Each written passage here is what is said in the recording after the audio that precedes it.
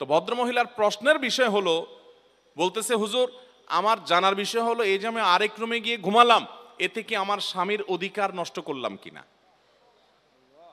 আমি বললাম সুবহানাল্লাহ, এত জুলুমের মধ্যে থেকে একজন মুসলমানের চিন্তা হলো যে আমার দ্বারা কোনো জুলুম হচ্ছে কিনা, আমার দ্বারা তার কোনো অধিকার নষ্ট হচ্ছে কিনা, এর নাম মুসলমান।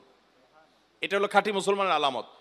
এই একই ভদ্রমহিলা তিনি একই টেলিফোনে আরেকটা প্রশ্ন করেছেন, বলেছেন যে আমার ছেলে আমার গায়ে হাত তোলে।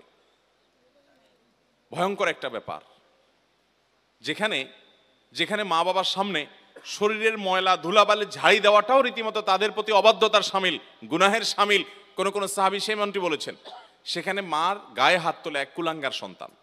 তো তিনি বললেন যে আমাকে প্রচন্ড আঘাত করার পর আমি খুব কেঁদেছি কষ্টের চোটে, যেহেতু কষ্ট হয়েছে সেজন্য আমি কাঁদলাম। আমার কাঁদার কারণে আমার সন্তান